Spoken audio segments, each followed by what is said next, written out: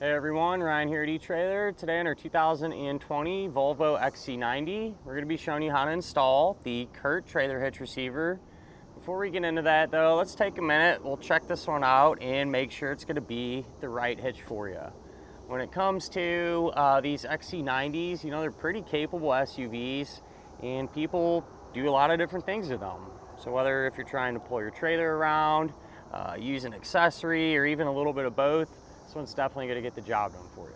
Right off the bat, I do want to talk about some of the big questions a lot of people ask when it comes to putting this hitch on their Volvo. And one of them is, will it fit my particular submodel?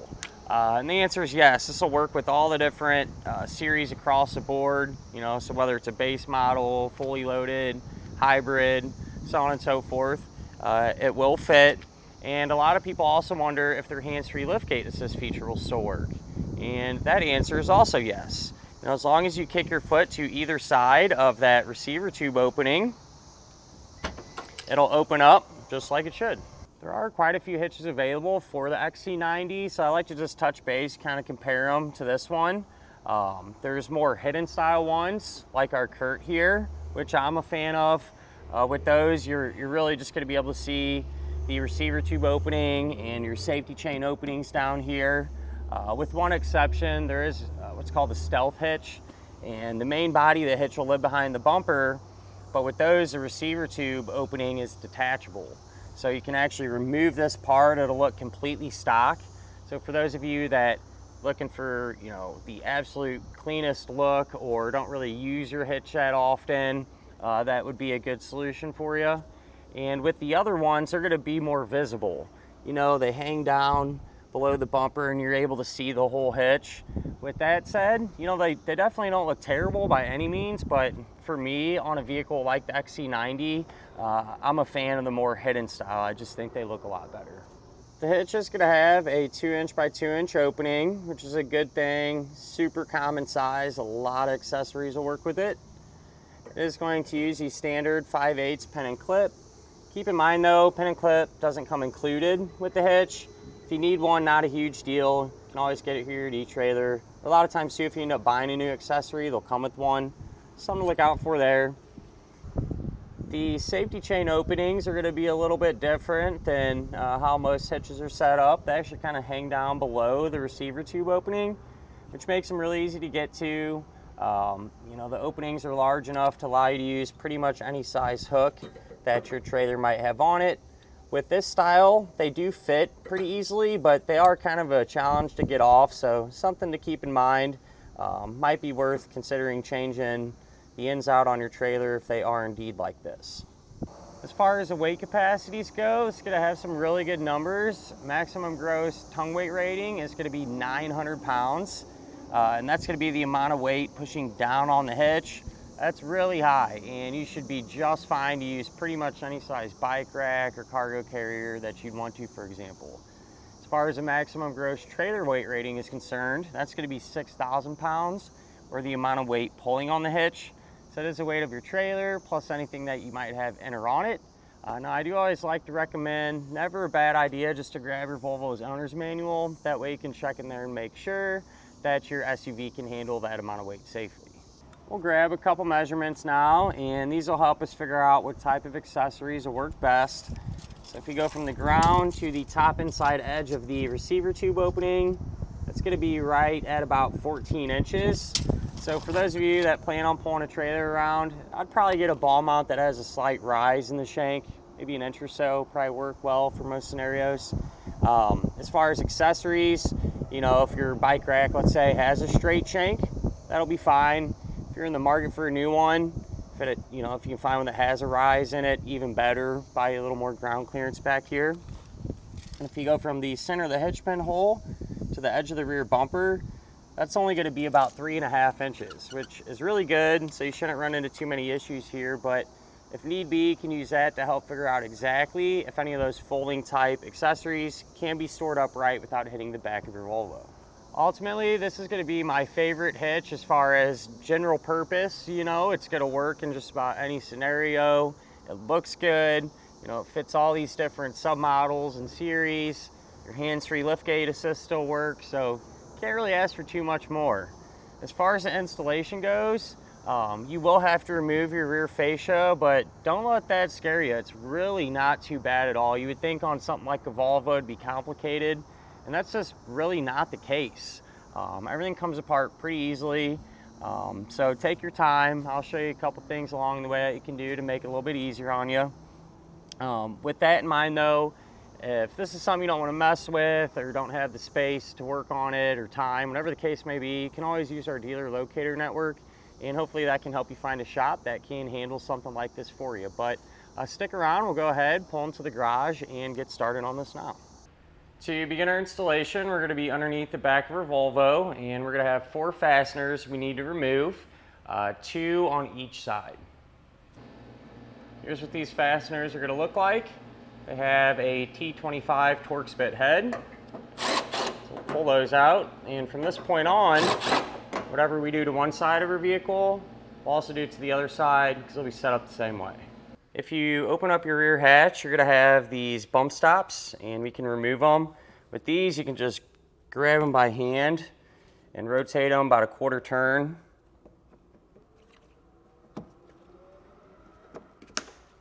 Sometimes if you got to do it a couple times, you know, to loosen everything up here. But they usually just come right out.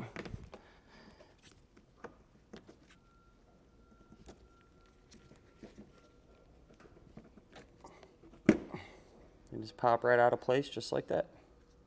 We can move to our wheel wells now, and this whole area we're going to be working, I put some blue painter's tape just so we don't accidentally scratch anything up, so that's what that's there for. But along this inside edge here, we're going to have some Torx bit fasteners that we need to remove. Looks like, in our case, a total of 5 of them. They're T25. We'll just work our way all the way down here and get them pulled out. Yours might be set up a little bit different. You know, we have these mud flaps installed, but either way, you know, if you got these fasteners attaching the wheel well liner to the fascia, they're going to have to be removed. And with this last one,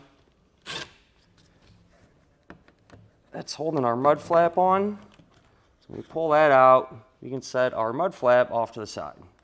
You need to pull this little wheel well trim piece off about, I don't know, a third of the way up here. With these, they just unsnap. This one is coming apart pretty easy. Sometimes you might have to take a little trim tool like this and help kind of pry on it, but that's about as far as we need to go right there.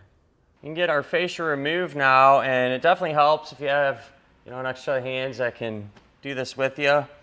But we're gonna start at the bottom here, and so we have our fascia plastic, and then there's this piece of black molded plastic. That molded plastic is to stay on the vehicle.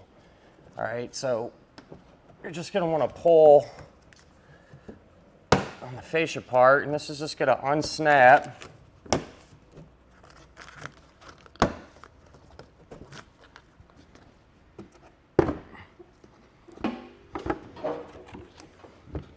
And pull straight back on it. We may or may not have some wiring. It looks like over here on the passenger side, we've got this connector, and you can push down on this tab, pull back. That's it for over here. Was there anything on that side? So we're good on the driver's side. We'll get this removed and set off to the side. You can get our bumper beam off. So we'll have 3 15mm head nuts, 2 up top, 1 on the bottom. And what I like to do is remove 1, right? And then just put a couple threads back on it. That way, when you get all the other ones removed, it just doesn't fall off of the vehicle. So I have the other side removed already. loosen this one up. And we're able to slide the bumper beam away from our vehicle. So how this is going to work, all right, the hitch will go on over these studs and then the bumper beam will go on over that. And for the factory studs, you're going to reuse the factory nuts to secure everything. Now, depending on your particular vehicle, sometimes this hole here, it'll be threaded like ours is. And if yours is set up that way, you know, not a bad idea to clean those threads out. You can use a tube brush or some penetrating oil or something and make sure that bolt will thread in. So they give you 2 of these with the hitch. The washer, there will be teeth on it, and you want the teeth on the washer to face this way towards the hitch. With that said though, if you don't have a threaded weld nut in there and it's just an open hole, then you're not going to have to worry about doing anything with it. In the instructions, they do suggest that you bend some tabs out of the way and trim up some of the heat shield and everything to make room for the hitch, but out of curiosity, just setting this in place, it clears everything from what I can see. You know, it's kind of close, but shouldn't really run into any issues there. Maybe this back part a little bit, which I'm probably just kind of bend up, to be honest with you. So from what I can tell, I don't think we're going to have to trim anything. I think we'll just kind of run with it, and you know, if we do have to remove some material, do a little trimming, not a big deal. We can do it then. But it sounds like other people have ran into this as well. So you know, use your best judgment. If you go to put this up and it's hitting a bunch of stuff, then follow the instructions, guidelines, and get this material removed. From here, I'm going to hold the hitch on the back of our vehicle. Take our bumper beam, get that on, and then get all of our hardware started hand tight. If you do have this bolt, it is a little tricky. It's just tight. So take your time, make sure you get the threads started correctly, and make sure you don't cross thread anything.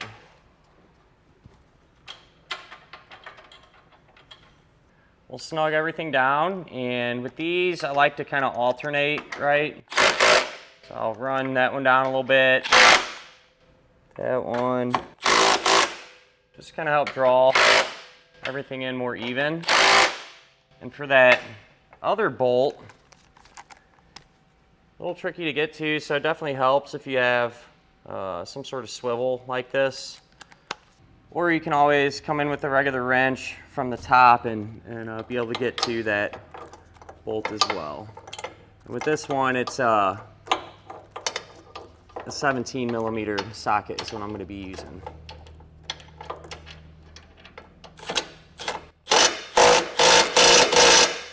I'm going to make sure to come back with a torque wrench now and tighten down all the hardware to the amount specified in the instructions.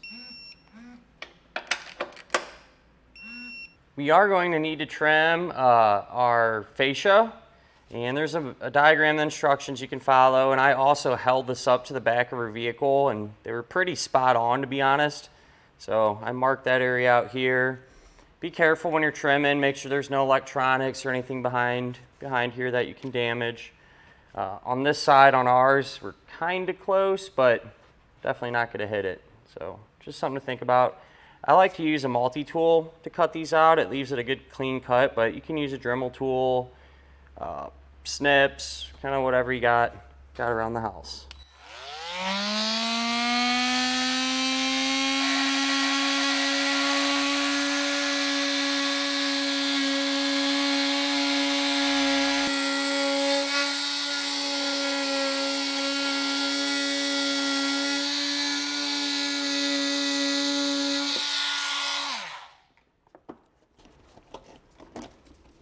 And if you want to, you can always come back with some sandpaper or file or a razor knife and clean up some of these rough edges.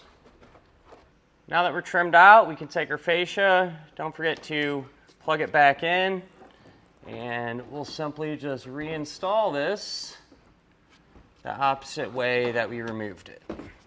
Quick tech tip, one thing I did have to do down here for these attachment points was just kind of squeeze them together a little bit to get them to line up better to get those bolts back in place, but not really a huge deal, pretty straightforward. Other than that, everything went back together the exact opposite way that we removed it. And with that done, that'll finish up our look at and our installation of the Curt Trailer Hitch Receiver on our 2020 Volvo XC90.